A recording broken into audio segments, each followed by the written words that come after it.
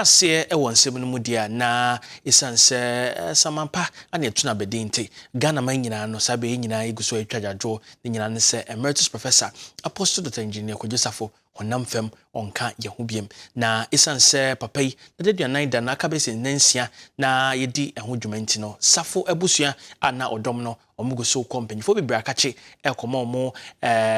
nsem anase omo eton safro so mo madwumedi ase enrade banyufo ekopie chief of staff na kane oyadwuma e wo Ghana ban mu anchise aban nyina mu no wi mampanyin ni mampanya be de akira oda asomfo ano era frima osai opare na yehwese ne nsem ne sikoye obro mo koye ne mpanyufo ahodo a omotonsa efrom monra Wano kakra na apostle kwajo Safo kantanka watu na nanom wonsie do na deduanan da no adru eno ti honorable Sarah Adwoa Safo edi enuanom na busua anim emom kopie mu ewo yaman panifuo bi atena yekwose wom se sadan dra opese wom do manimunyam ebeta adwumadie nu achi na wom do mani twemu ewo enka ne mampani edema oman yi His Excellency John Ajekumkufo atena ye na de wodi abusua anamu ebo amane no onmonyamfo kwasi ofori kasamafo edema Kristo asafosom no ejina busua enamu ekasa sei mira wada o aseme ye bepie ha na ye ba eye ema ene asori no na afi yaba besew se nyame ya adomo ana wotwe da no ebekoso nyame ya adomo a ene na wotwe adaduanan da no enso ebekoso saada no pepepe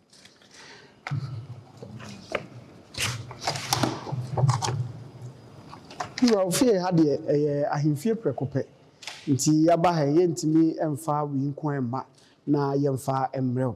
Ye sanso kuta ensem dofosa eno nso pantu a ye de ka ho bi de ye adansidi ne de ani die so nkonso de aka ho bi ye de amaw se ye bae waje efo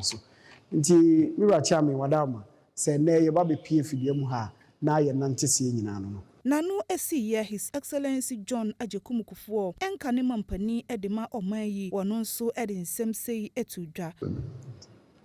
usi duada na ochese na ni bedi na ochino Legon esre nyame ahodine ene nkwa edruha mede me krocha no baba ya me becha me mani bebo Ghana for agina tumi na masan ba nyame ya mama kwa meba timede masa papa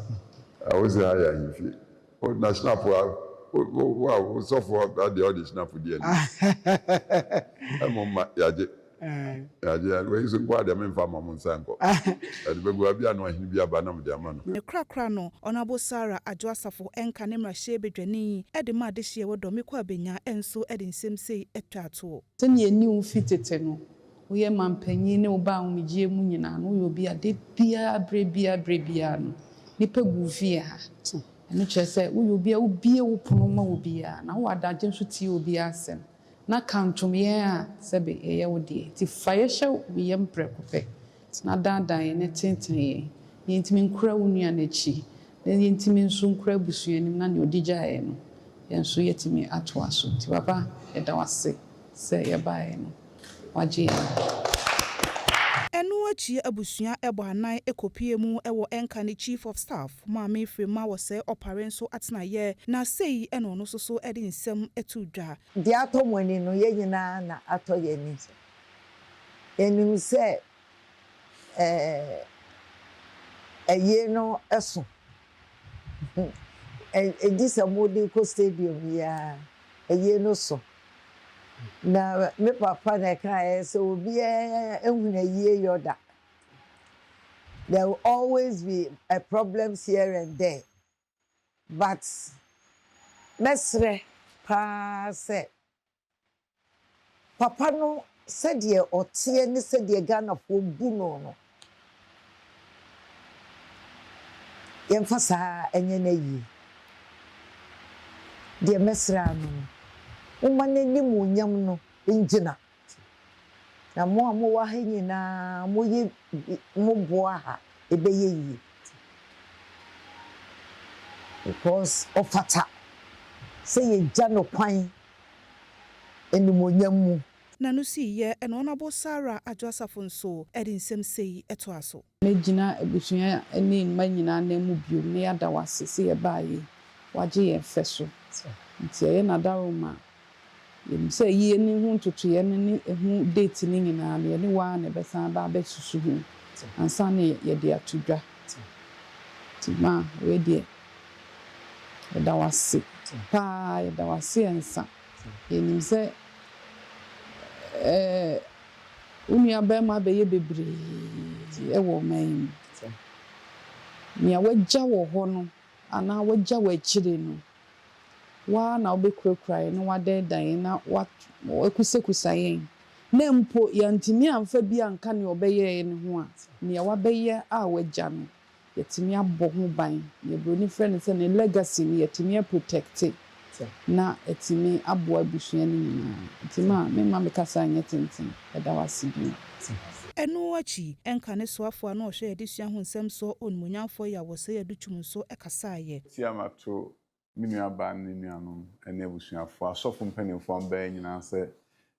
ye ni agese motumi aba ha ebra arehode na so nipa mdo mbae na motutuma na mo aba no ka wendi nkrakra betimi de nsana ba na so minua ba mo ade atomani nyina mo akam bo mo aba na ye ni je se obuo kese a mode amai yenim se